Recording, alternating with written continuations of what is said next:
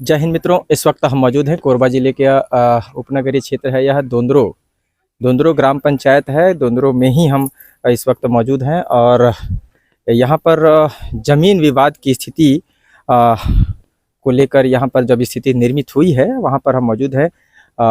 यहाँ पर एक असहाय महिला निवास करती हैं और इस ज़मीन पर वे वर्षों से कायम हैं, किंतु आज पर्यंत तक उन्हें पट्टा जो है शासन प्रशासन ने नहीं सौंपा है। भूमि अधिकार पट्टा अभी उन्हें प्राप्त नहीं हुआ है, भू अधिकार पट्टा। लेकिन ऐसे तमाम कई ग्रामवासी यहाँ पर निवास करते हैं। आप देख पा रहे हैं जितनी मकानें यहाँ पर हैं, इनमें अनेकों मकानों के स्वामियों को भू जो है स्वामित्व का पट्टा प्रदान कर दिया गया है, किंतु अनेक अभी भी पट्टे के मांग कर रहे हैं और उम्मीद लगाए बैठे हैं कि जल्द ही उन्हें शासन प्रशासन द्वारा इस तरह की सौगात दे दी जाएगी।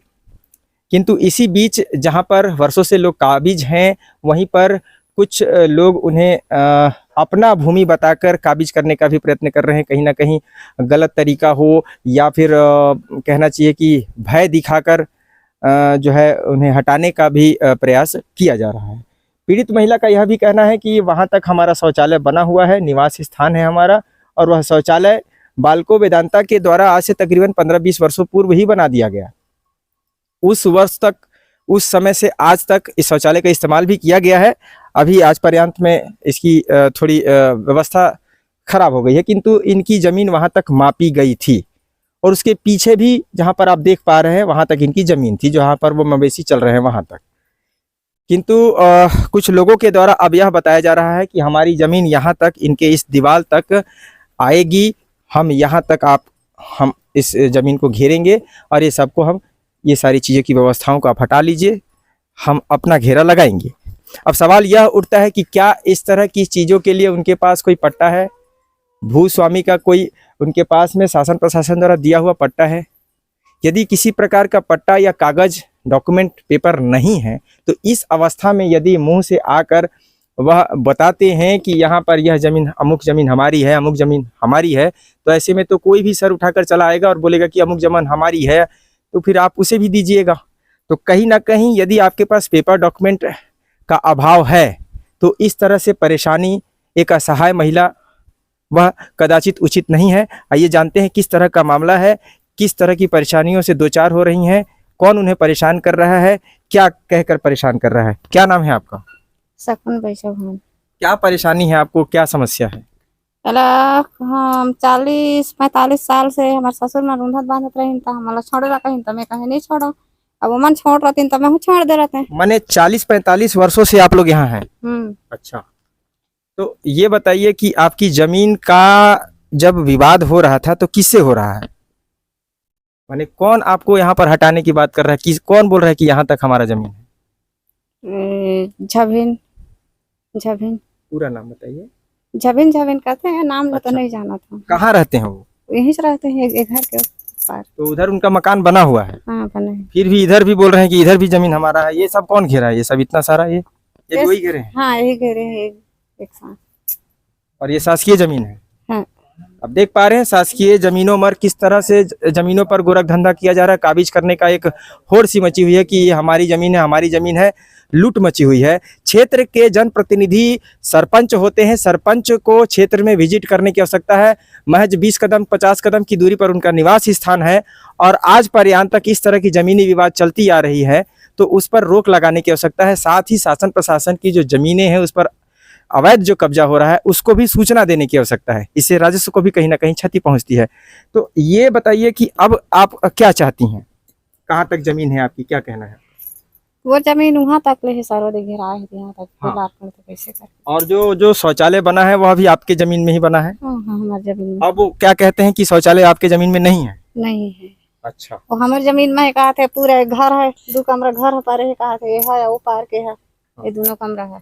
अच्छा, तो मैं कहे भाई तो मैंने कितना कागज छोड़ा था, ये हुला ले लेवा। हाँ। नहीं, पट्टा दिखा दीजिए, कागज का पेपर दिखा दीजिए, सब ले लीजिए। हाँ, नहीं है, तो नहीं है। आप 20-25-40 साल से आप रह रहे हैं, तो अभी ये घर जब बना आपका तो सो रहे थे क्या, उनको नहीं दिखाई पड़ रहा था?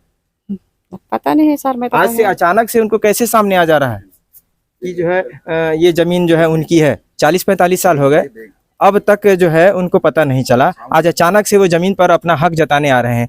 तो आपने इस जमीन के विवाद के लिए सरपंच सचिव को बोला है कभी? सरपंच सचिव ला एला घेरवा देहिस तक घनी पलाए था, वो नहीं आइन कोई।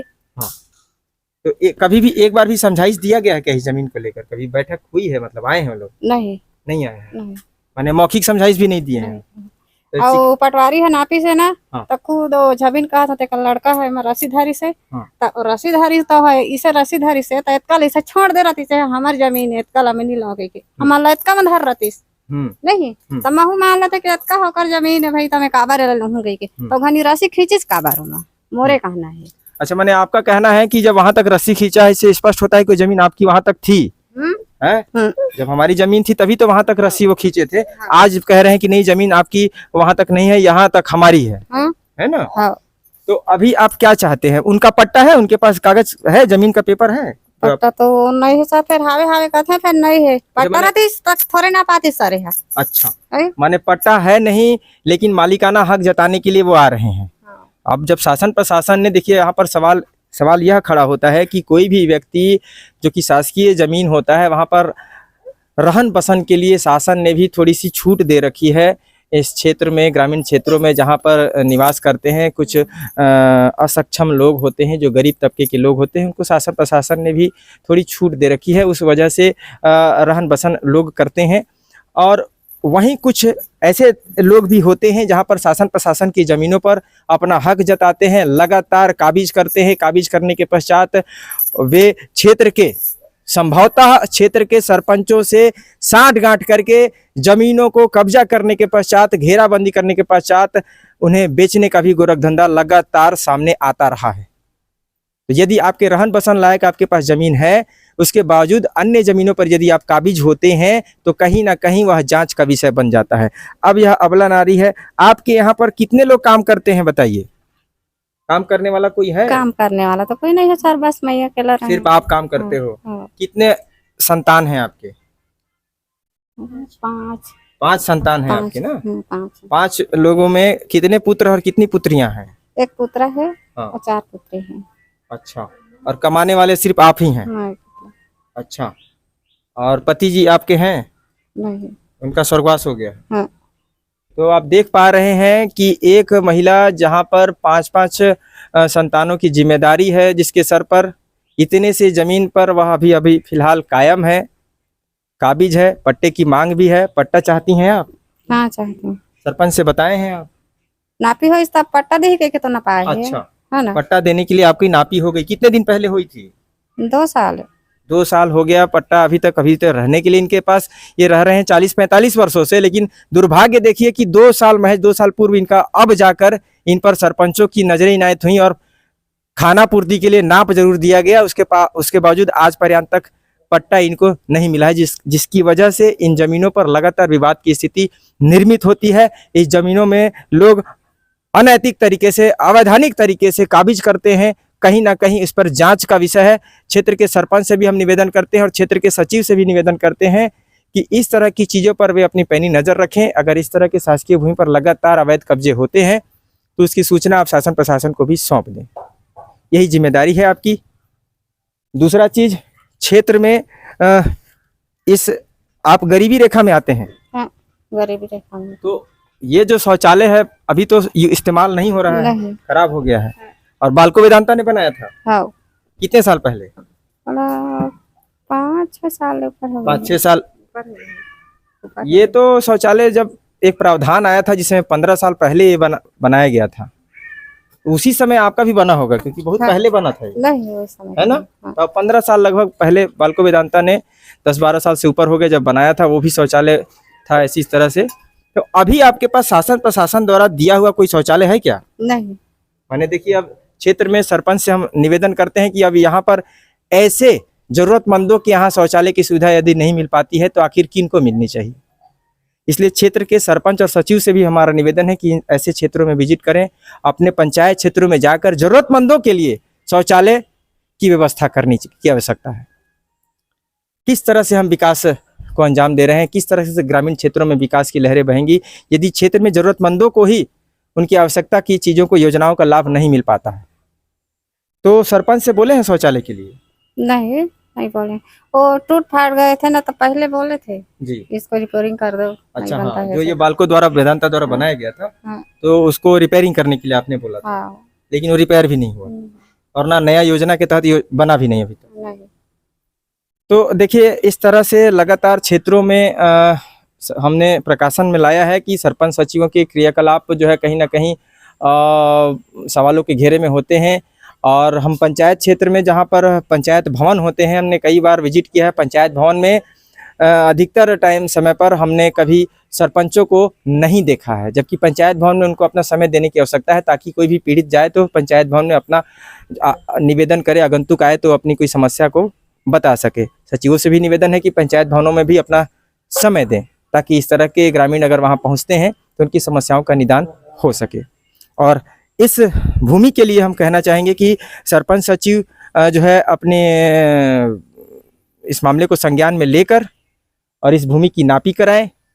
और इस तरह से यदि मौखिक तौर पर आकर कोई डराता है, धमकाता है और इस तरह से एक अबला नारी पर बलपूर्वक यह प्रयत्न करता है कि हम जमीन को हथिया लें, जैसे भी हो हम हथिया लें, यह कहीं ना कहीं अनुचित है।